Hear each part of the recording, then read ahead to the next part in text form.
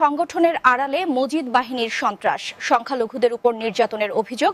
মোহাম্মদ জাকির হোসেনের প্রতিবেদনে দেখুন বিস্তারিত।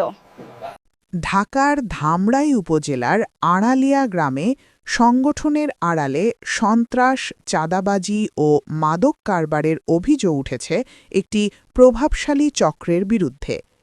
স্থানীয়দের দাবি, দীর্ঘদিন ধরে এসব অপকর্মের সাথে জড়িত তথাকথিত মজিদ বাহিনী। অভিযোগ রয়েছে আড়ালিয়া গ্রামের বাসিন্দা আব্দুল মজিদ মিয়া ৫০, পিতা মৃত শুকুর আলী, বর্তমানে একাধিক মামলার আসামি হয়েও প্রকাশ্যে অস্ত্র নিয়ে ঘোরাফেরা করেন। স্থানীয়দের মতে, তার নেতৃত্বে গড়ে ওঠা এই বাহিনী এলাকায় আতঙ্কের পরিবেশ সৃষ্টি করেছে।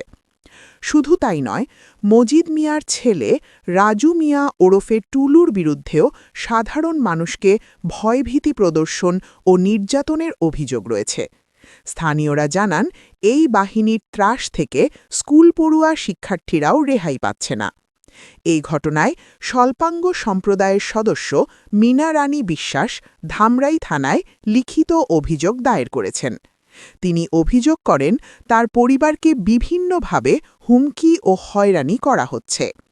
এছাড়া আড়ালিয়া এলাকার মনসের আলীর বাড়িতে একটি নিবন্ধনবিহীন সংগঠনের কার্যালয় পরিচালনার অভিযোগ পাওয়া গেছে।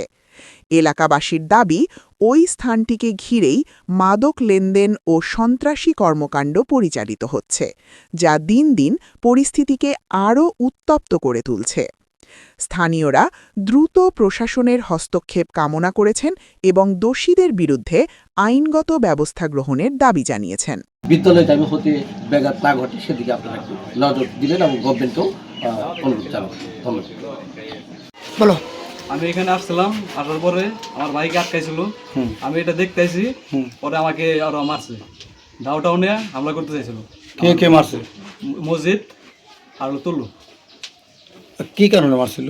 আমি এখানে কইছি যে কি হয়েছে, পরে আমাকে মানে মারছে, পরে কূপ দিতে আইছিল, পরে একজন ফেলে দিছে। ওই যে স্কুলে যাওয়ার জন্য যে বাধা দেয় বলে শুনলাম। স্কুলে যাওয়ার জন্য দাবড়ায় আমার বাড়িতে বেরোয় করে দেয় না, বাইরে বেরোতে না, না জায়গায় জায়গায় আটকায়। তুমি কোন স্কুলে পড়ো? রয়্যাল উচ্চ বিদ্যালয়। কোন ক্লাসে? 10।